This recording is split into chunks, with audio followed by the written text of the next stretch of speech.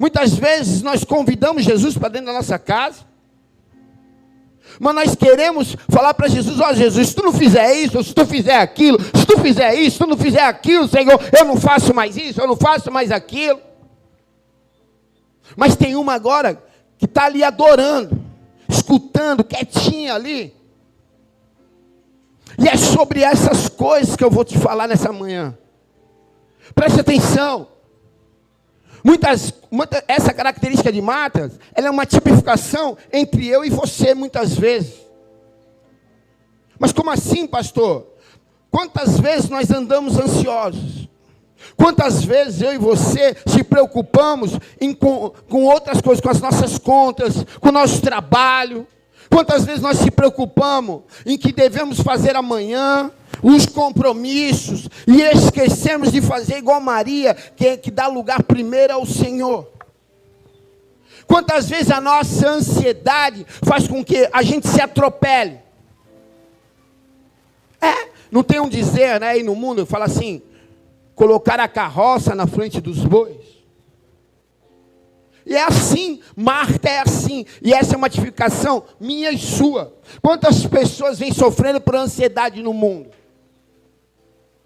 Quantas pessoas conhecem a Jesus, convidam Jesus, mas não recebem?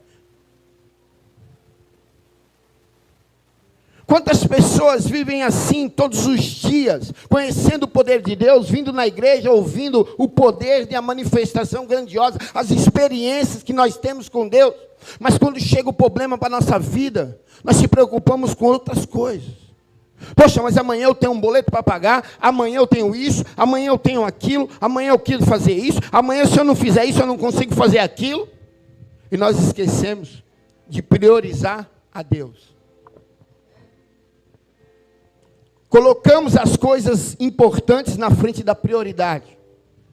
E é sobre isso que eu venho falar nessa manhã.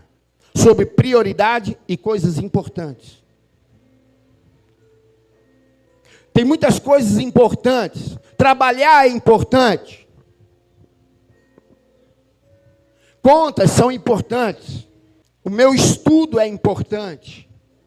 Os meus compromissos são importantes. Mas a minha prioridade? Qual é a minha prioridade nessa manhã? Será que eu estou colocando Deus na frente das minhas coisas importantes? Ou será que eu estou colocando as coisas importantes na frente de Deus? Marta está falando para Jesus assim: ó Jesus, não te importas que eu faça tudo sozinho? Peça para que ela venha me ajudar. Sabe, Jesus está dizendo para ela assim: sabe, Marta, eu não estou aqui para dizer para ela que ela deve fazer aquilo que você está fazendo, mas eu estou dizendo agora, Marta, que você deve fazer aquilo que ela está fazendo. Sabe, é isso que eu estou te falando nessa manhã. Sabe, o que nós estamos colocando como prioridade na nossa vida?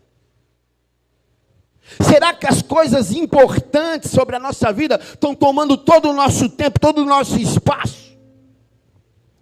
Será que as nossas preocupações diárias, e não que nós não devemos nos preocupar, não é isso que eu estou falando. Será que as nossas preocupações diárias não estão tomando todo o espaço de Deus na nossa vida? Quando eu prego sobre dízimo, eu falo: dízimo não é só dinheiro. O dia tem 24 horas. Eu falo isso constantemente aqui. E qual desse tempo das 24 horas nós estamos colocando Deus? Nós estamos devolvendo para Deus? Porque se nós deixarmos, nós vivemos 24 horas nos preocupando apenas com as coisas importantes. Então eu falo assim: prioridade tem que vir na frente das coisas importantes. Em Lucas capítulo número 7, a Bíblia vai falar que um certo Simão, um fariseu, convida Jesus para vir ceiar na sua casa. E a Bíblia, Jesus entra, ele é recebido, ele é colocado na mesa. E daqui a pouco a Bíblia vai relatar sobre uma mulher que invade a casa com vidro de alabastro, que é um perfume muito caro. E ela entra na sua casa, ela fica aos pés do Senhor, ela quebra aquele vidro de alabastro, perfuma os pés do Senhor, unge os pés do Senhor, e com as suas lágrimas, ela lava os pés do Senhor, com seus cabelos longos, ela seca os pés do Senhor, e a Bíblia fala que ela não para de beijar os seus pés. E a Bíblia vai falar também, que daqui a pouco esse homem, ele vai indagar no pensamento. Se esse homem fosse profeta mesmo, ele saberia exatamente quem essa mulher é. E a Bíblia vai falar que Jesus, ele vai ver o pensamento. Mas como assim? Jesus pode ver o nosso pensamento, ele é onisciente.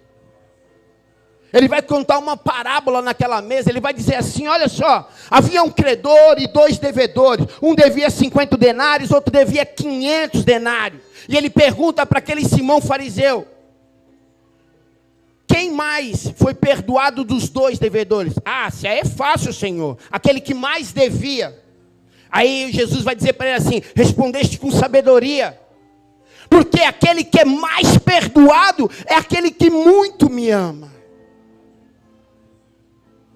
Eu entrei na tua casa e fui convidado por ti. E entrei na tua casa, mas fui convidado por... E aí, o costume judaico vai dizer que quando um convidado era convidado, ele entrava na sua casa, a primeira coisa que você fazia era ficar na porta e dar um ósculo santo. Para quem não sabe o que é um ósculo santo, é um beijo no rosto.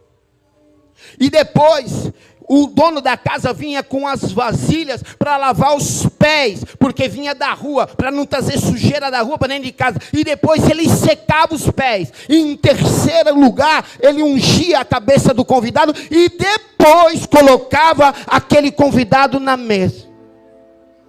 E a Bíblia fala que Jesus fala, entrei na tua casa e tu não cumpriu nenhum dos protocolos. Porém, essa mulher aí ungiu meus pés, lavou os meus pés, secou os meus pés e não parou de me beijar. Sabe, muitas vezes nós convidamos Jesus para entrar, mas nós não recebemos Jesus. Jesus está dizendo assim, sabe, eu quero ser convidado, mas eu quero que você me receba. Sabe qual é a diferença?